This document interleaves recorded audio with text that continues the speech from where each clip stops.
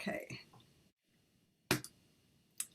Good morning, good afternoon, good evening, everyone, wherever you are in the world. This is Tending Lilith's Fire with Kohenet Annie Matan and myself, Devorah Grenn, episode 7, which we're very excited about.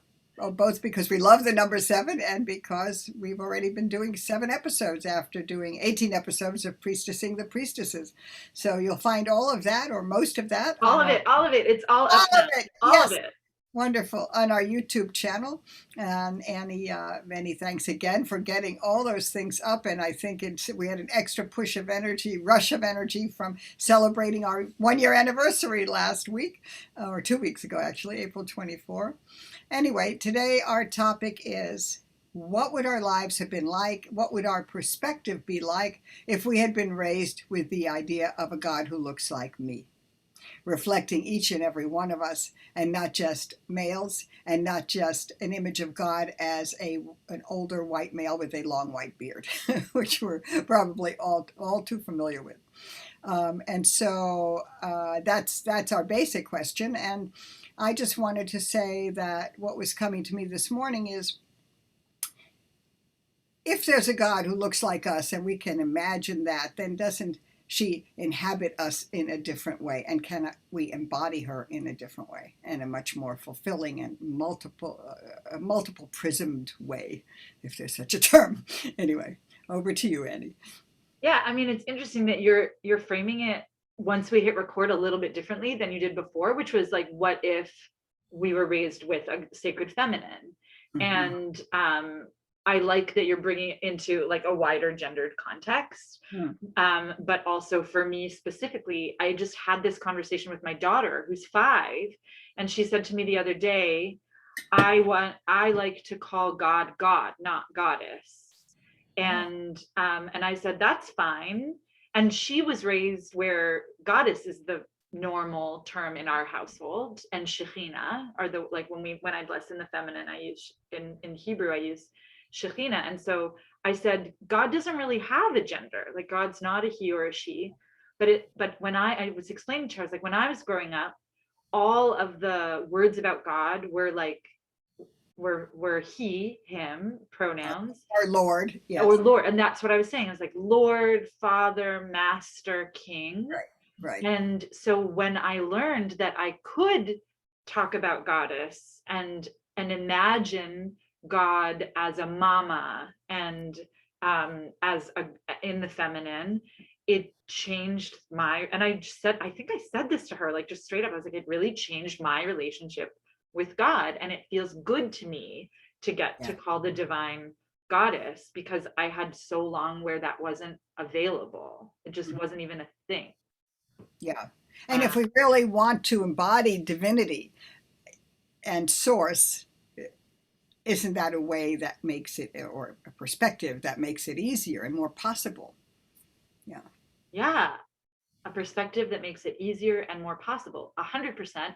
And for people of all genders, because if we look at the blessing, that we are each created B'Tselem Elohim, in the image of the divine, then the divine has, it's funny because when the patriarchy created the versions of our religions that we were raised in, they created God in their image. They literally painted the divine in their own image.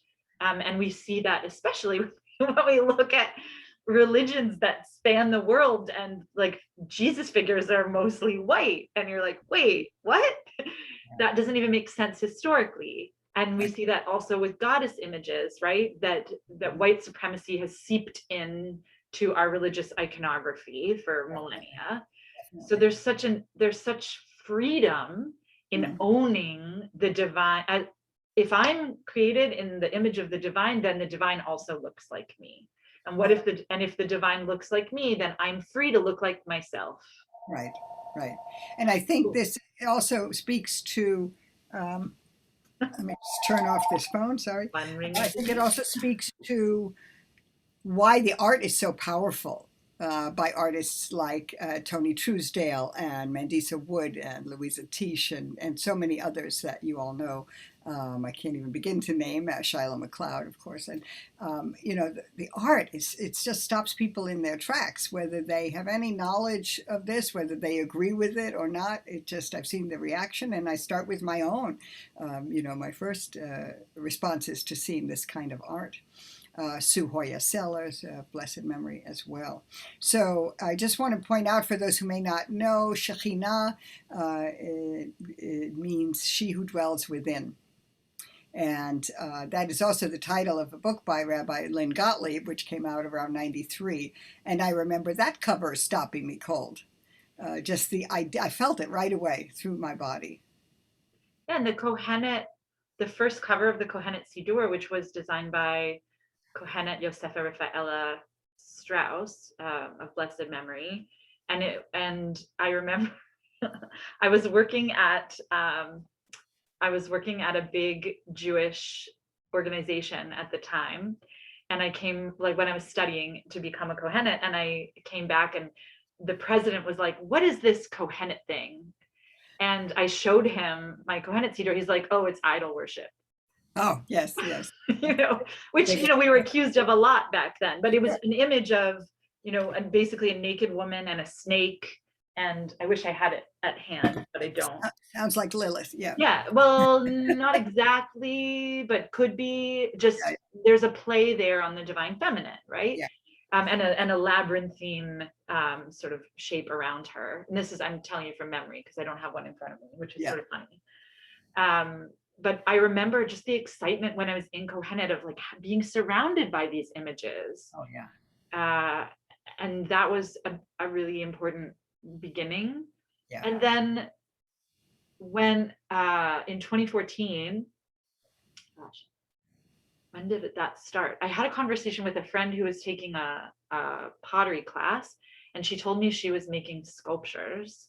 And I suddenly was like, I want to do that. I want to make goddess sculptures. And I took a class at the local JCC where people were everyone around me was making platters and teapots and teacups and vases. And I was sneaking in pictures of my naked self on my cell phone to sculpt goddesses with. Nice. Because I felt this need to have images of the divine feminine that looked like me and were inspired by my own body. Yeah. And that is what that began my whole sculpting journey. And now, it's paused, right? Like everything else in pandemic life. But in 2019, when 4 of my goddesses were on display at a gallery at the JCC in Detroit, that was such a big deal because the whole, the show was about Shekhinah. It was curated by Rekia Kohenet, Rekia Sky, and the whole thing was goddess imagery. In fact, right? It was all about the divine feminine, and it was really special to me that my first ever experience of being exhibited as an artist in the world was these goddess sculptures that were designed so that I could heal my own relationship with my body and with the divine feminine.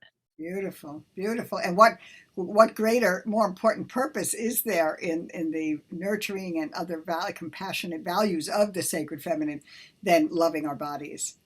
Yeah. And in fact, you have a piece in the book that just came out from Girl God Books, Willendorf's Legacy, which is about body image, is it not?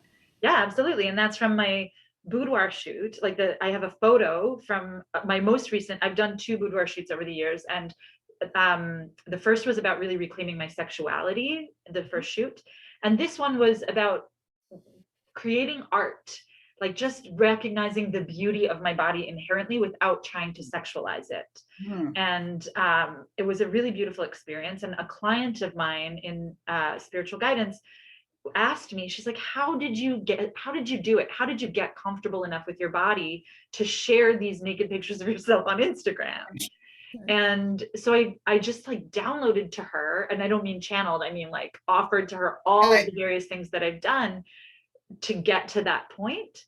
And then I was like, oh, let me write this up. And I shared it with I wrote it accompanying one of those boudoir pics in an Instagram post, and Trista, and I tagged all of the influencers who I've, meaning the people who have influenced my vision of my body and the divine feminine. Right. And Trista Hendren of Girl God Books was one of the people I tagged. So she responded and said, I want to publish this. And it was so funny to me that I didn't even think, like, my sculptures aren't in that piece. Like, it didn't even, I forgot about them, in that whole process. Yeah. So like, maybe in a later book. But when she told me what Willendorf's legacy, Sacred Body, was about, and when I got to, I felt like that was the perfect place for my work to be published, because that's the wrestling.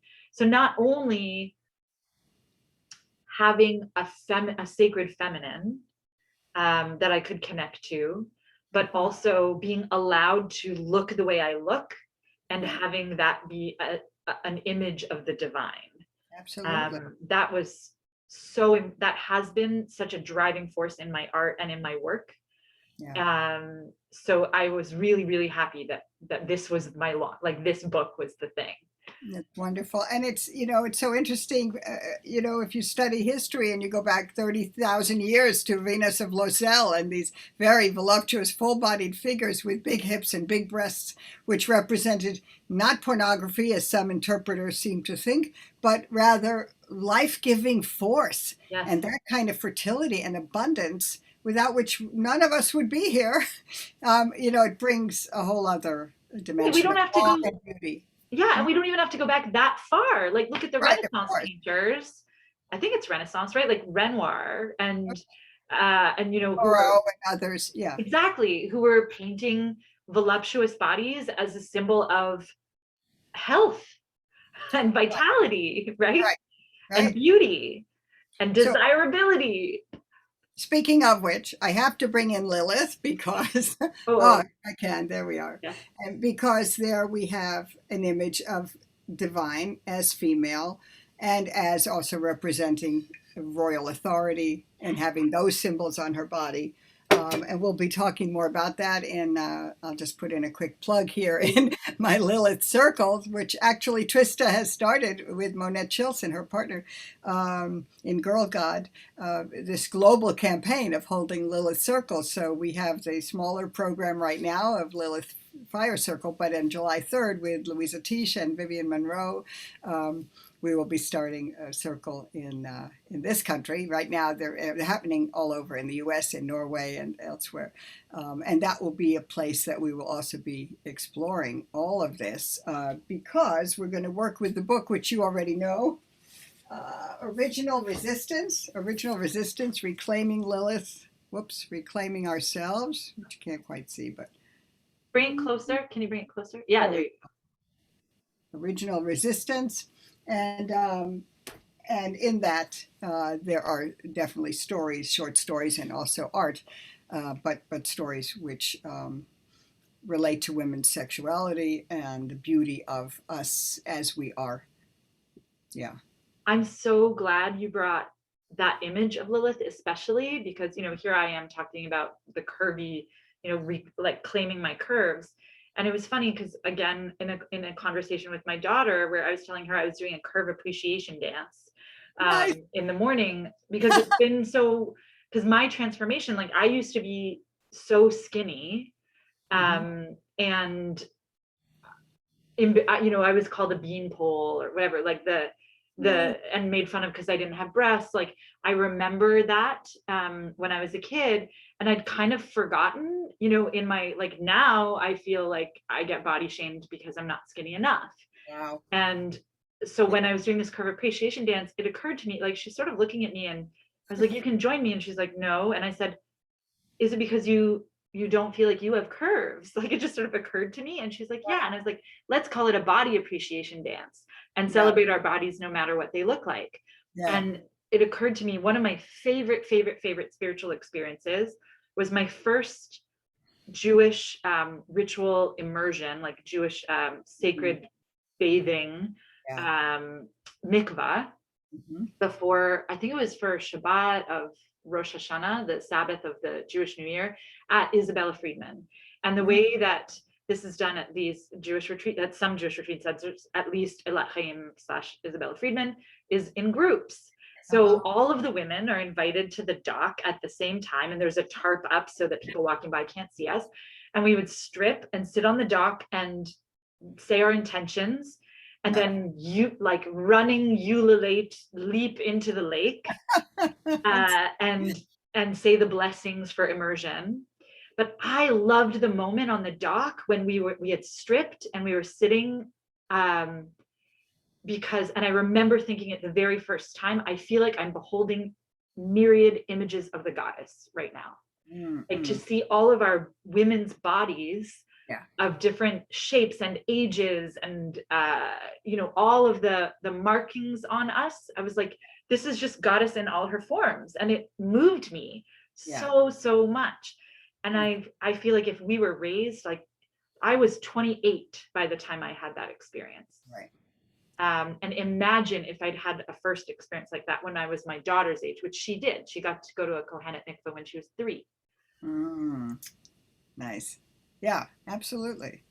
Absolutely. Great groundwork for a young child. Yeah. Yeah, our lives would have been very different. And also very different without this encouragement, let's say, to have not only awe about a male god, but the fear that came with, which is also in Catholicism, of course, as well as Judaism and other traditions, this fear of doing something wrong or doing something that someone decided was a sin. And I'm not talking about things we might all agree are sins like murder and rape, but, other things like not meeting the status quo in your behavior or being too openly sexual or things like that, which are healthy. And if we hadn't been raised in a situation in which we had to feel shame around acknowledging those parts of ourselves. Yeah, and that makes me think of an experience I had with a rabbi. I was engaged to be married the first time I was engaged.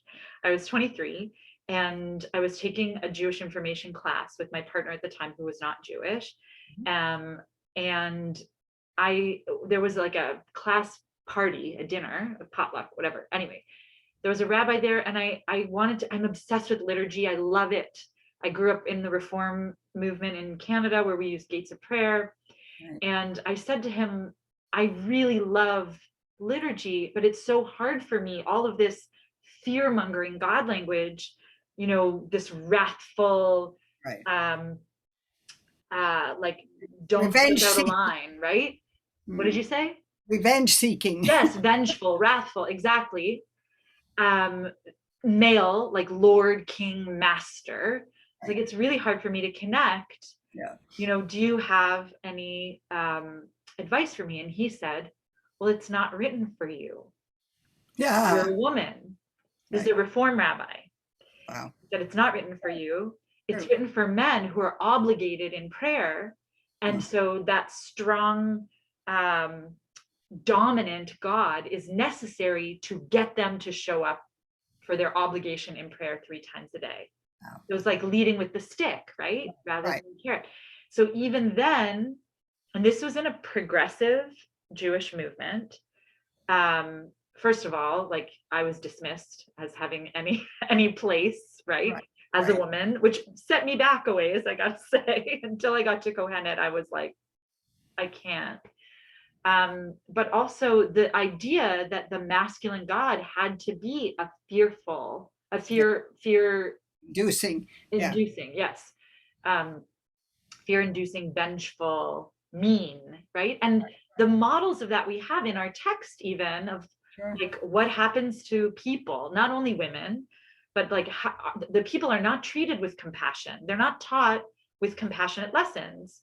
They're taught with wrath over and over again. And so what would it mean if we had been raised with a sacred feminine, if the text had highlighted other attributes, had highlighted compassionate? And I'm not saying that compassion is solely feminine, but in our society, we treat it as if. Right, as if it's a weakness as well, as if it's a weakness, Yes. So what if we were raised with compassion as strength and with models of the divine that that showed us how to be kind to each other? And I feel like there are models of that outside of I don't think mainstream Judaism has had that, not in my lifetime anyway. Right. I It do also think, provides a model of forgiveness. yes, And we know now that we have to forgive ourselves before we can have compassion for anyone else and forgiveness for others. And I never got that lesson in particular. Yeah. no, I never got You that. could beg to be forgiven if, by admitting you'd committed some terrible deed. Yes, and even if you didn't, like, look at our Yom Kippur, our Day of Atonement Right. liturgy, and Right. the choreography of beating our chests, Right. of punching ourselves. You know, this is not the renewal, like, which Right. there are other variations, and these days, like, because I'm working with people who Touch, grew up with the beating, touching the heart. Right. Right. now we're healing and forgiving ourselves for our mistakes, Right. rather than claiming all of them as our own. Like, Right. and it depends, like, there are different needs at different times. But for me, having a relationship with the divine feminine has made room for treating myself with compassion, Sure. for even seeing my community members and my family members through a compassionate lens. Mhm. But forgiving ourselves and having compassion for ourselves first also means we don't have to tolerate abuse. Right. So it's like, yeah, I can have empathy for example, the adage that hurt people, and we certainly see that in the Torah. Mm. But so just because, for example, a parent was abused, and then we can understand why they abused us, that doesn't mean we have to excuse it. Right. Right. There's no spiritual bypassing True. here. True. And this kind of, I'm just thinking of other parallels, I think really across this, at least what they call the major religious traditions, there is that still that insistence, I find, and certainly not true for everybody, but for many parts of or members, let's say, of the clergy often, that idea that, yeah, we have to be forgiven, we cannot be accepted as a whole person just as we are without some revision. Yeah. And I think that's one of my major problems with organized religion per se. I think for me, Jewish renewal is quite different. I never knew about the beating of the breast as growing up Reformed Jewish until I was an adult. And then I saw people do it at a different congregation, and I was shocked because I only thought that Christians did it. I hadn't seen Jews do it. So, yeah, that's it. I mean, and it goes back to a self-flagellation Yes. that both Christians and Jews have done. I also didn't know this till I was in a museum in Israel and actually saw several pieces of leather bound together for that self-flagellation. I mean, it's just incredible what, creating that kind of thing. It's such a different outlook on life than we should have, in my opinion. Well, when you go back to what would be different if we were raised with the sacred feminine, and right. So all of those pieces make me think also about the story, I hurt you because I love you, right? The abusive story, that model, that is in the Bible, right? Like, I love my people, so I have to teach them a lesson by killing half of them. Right. Or by starving them, or by, like, there are so many horrific things that happen in our source text. And the story is, you should love God no matter what. Right. You should love God even though God has put us through hell. And that's a problem. And I will only protect you if you follow these exact rules. If you love me unconditionally, despite my conditions. Right. Yeah. And of course that started in the Old Testament, but got carried into the New Testament, which, because the Christian Bible, of course, absorbed the Hebrew Bible and, built on that, and then went on from there. I personally, I think Jesus's teachings, so he raised up a lot of teachings of rabbi, like he was a rabbi who was repeating a lot of teachings that had been said before by others, and he just did a very good job of it. And I read Megan Watterson, Mary Magdalene Revealed, and like other writers who look at early Christianity before it really got co-opted into its later patriarchal form. And my main issue, honestly, with Christianity is that they violently murdered their God. Like, that in the story, that in order for Jesus to fulfill his mission, Uh-huh. It was such a violent, it was like, So, what would have happened if we could have had a model of a divine who integrated with humanity and lived a whole, healthy, happy, compassionate life? Like, what a right. different model that would be from the one who modeled compassion and was murdered for it. Yeah. And I think we do have a lot of uh, not just Christians, but people of many traditions who honor Jesus, well, if not as God and immortal, as a good human being, and as somebody with very powerful teachings that we can all learn from, no matter what tradition we're in, of gentleness, of compassion, to be Yeah. sure, of empathy, of honoring other forms of life as sacred, even if we don't agree with their life choices or their path necessarily. And so it hurts me, even as a Jew, to see sometimes how people twist that around. And what always, brings it back, I think, to a good kind of reality is to say, what would Jesus do? And I've got a sign that also says, what would Inanna do?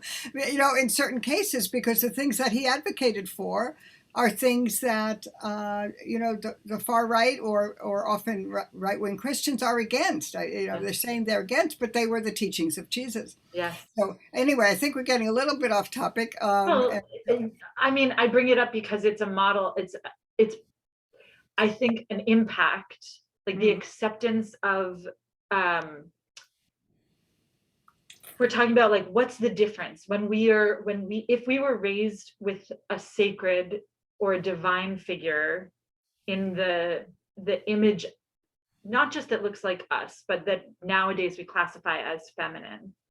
And I think I resonate so much with a lot of Jesus's teachings, and I bring that as an example of where, in fact, exactly what you're saying, like, so many of his teachings would now be associated with the feminine, and then were twisted once the patriarchal fear creating and vengeful God became the dominant image. So it was like, what do you do with the compassionate teacher in that case? And so I feel like if we hadn't had whatever the shift was, however many millennia ago, where the divine feminine sort of went underground, what would the evolution of all of these traditions have looked like? Yeah. Goodness, like, how many more women would be in our text, in Jewish text, to Yes. speak for our own traditions, rather than, Yeah. I don't mean to be criticizing other people's religions. I'm just acknowledging, like, my awareness of the problems with what we do to our leaders in these traditions. Even Moses, dying before he gets to reach the promised land. And I'm sure we can find lots of examples of holy people who had to suffer in order to enact their sacred work in the world. And I feel like that's a problematic perspective.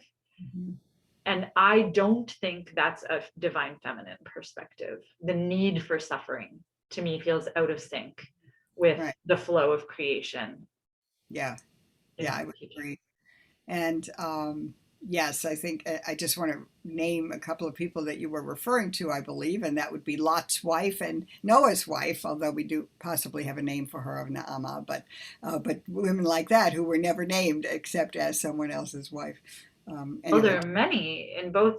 Ronna Detrick does an amazing job. She made a deck of biblical women, a card deck of biblical women, and I think it's finally available. She does an amazing job of telling their stories of the biblical women, named or unnamed. She gives them names, like Lot's wife, for example. She'll just call Lot's wife, but she tells her story and speaks from her, channels from her voice. Beautiful. So, thankfully we have people like Ronna Detrick who are offering us these models where, and Rabbi Jill Hammer is really good at mining our text for examples of women who are models for us and archetypes for us, and examples of the divine feminine at work through women. We'll have to put that in the comments. We've listed so many names that are going to have to be in our description. Text, yeah, but Ronna Detrick I'm not aware of, so yeah, it'd be good to put her in the Yeah, in the Great. notes, not the comments. Yes, yes, yes. Yeah, In the show notes. in the show notes. So what about you, Devorah? What do you think, if I pose to you the question that you posed before, what would be different for you if you had been raised with a sacred feminine? Oh, my entire life. Probably. I think certainly my deference, overly great deference to authority figures as a child might have been different. I had an authoritarian father for many years until he found out he had a heart condition, and then he softened. But I think that would have been different because, as Mary Daly said, as long as we believe God is male, then we treat male as God. And yes, so, that can we just pause there for a second, because I feel like that's the whole thing. That's all of it in that quote. Absolutely. If God is male, male is God. And what if God is female, then woman is God, and if God is all gendered, then we are all God. Exactly. We'll put Mary Daly's name also in the notes. Beyond God the Father, I think, is the book where she first stated that. She's now of blessed memory, but she fought many good battles and did some fabulous, groundbreaking writing and thinking as a theologian.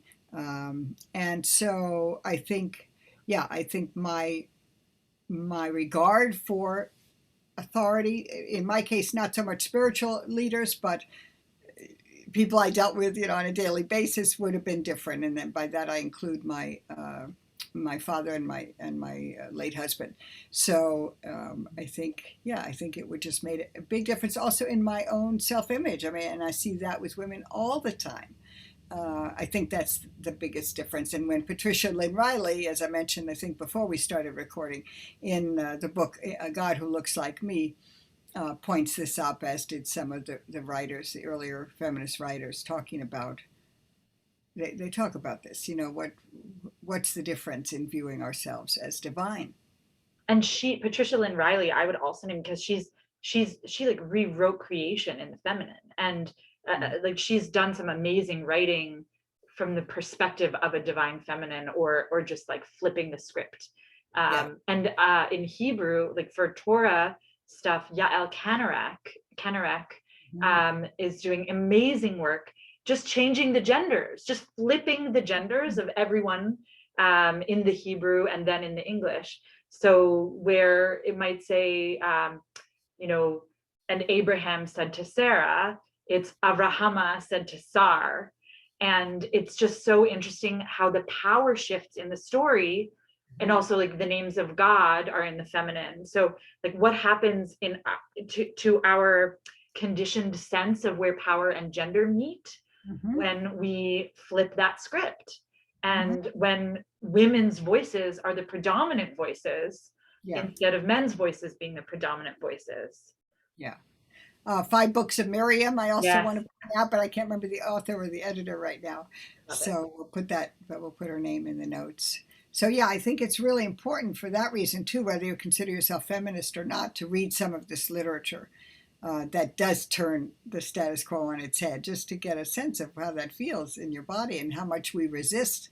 I remember when they started using women for voiceovers and as commentators, it was a real shift for people to hear that and to not say, wait, this is weird, but to just accept it as, this is half the human race, and we are narrating this particular sporting event or this particular scene in the news or whatever. Yes. Yeah, even it makes me think of like when GPS had voices you could choose from. Right. And like the difference in the experience for different people of, I prefer a man to tell me which, to give me directions, or I prefer a woman to give me directions. Right. Or I prefer a robot voice, or like people playing with accents. It's just funny, like the voice in our ear makes such a difference to our experience. Yes. And so we talked about, what if the visuals were in our image, but also what if the voices, each of our senses can be so impacted by our experiences of the sacred. Definitely. And I'm really wishing right now, but I know we're running out of time. And also I don't want to take a chance to just try to do it now. It'll take up too much time and we'll have a gap. But some of the art that I would love to be showing right now, I will see if we can put up one or two pieces of art in our notes. It should be possible. I don't know how to do that. I don't know how to I don't either, but I'll play around. Okay, and, great. We'll see if we're going to try, and if we can't, maybe I'll put it in. I can actually, if not, I can show some slides I did, as you'll remember, a whole presentation on ancient Near Eastern goddesses. Yes, this is when I met you the first time. Yeah, and that's something I keep doing, and so I can perhaps bring in a few of those ancient images at a future broadcast. But also, I want to bring in some of the painters, some of the women that I've mentioned. Yeah. Let's just commit to doing an episode where we showcase sacred art, feminine art. Yeah, absolutely. That would be awesome. Great. So this is the beginning. I feel like we will come back to this question. It's been fun to explore it and sort of like hit on key notes. Yeah, there's so much to talk about. We could easily go for another hour, but we can't. But I think this could become a sub-series. Maybe. Well, so we'll look forward to your comments on the impact of what about when you discovered the sacred feminine? Right. How did that impact you? And how do you think your life would have been impacted if you had been raised with images and stories and voice of the divine that reflected who you are? I'd love to hear from folks. And I think it'd be great if you feel like this, that, you might write about this, make these comments either in terms of how you would think about it or how it would feel in your body to pray to a female figure. Or you might even try it if you've never done it and see how that feels. Yes. I love that invitation. Especially if it feels heretical, then you should push yourself to do it. Yeah. Oh, and nothing. Heavens will not come crashing down on you. That's a whole. I feel like you've opened another topic for another day about how we pray. Female liturgy and talking to goddess. I could bring in some of that as well. My anthology. Yeah. Great. All right. Yay. Any closing other words, Annie?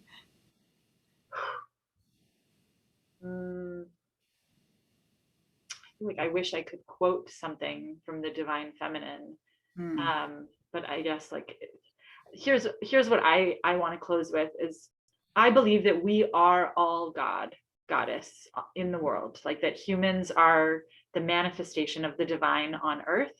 Our hands are her hands, our feet are her feet, our voices are her, his, their voices. And so when we know that and we bring that consciousness into us, it influences our relationship with the divine and also our relationship with each other. Absolutely. So, may we see each other as mirrors of the divine in and through us, and be empowered by it. That's beautiful. The I-thou concept of, and the divine as living between us in this conversation, in our breath, in our relationship. Absolutely. Thank you. You're welcome. Thank you all for watching and listening. We'll be posting this, I think, both video on our YouTube channel and Annie, the audio, I think, on Substack, and I will try to post my audio in SoundCloud. All right. All right. Take care. Take care.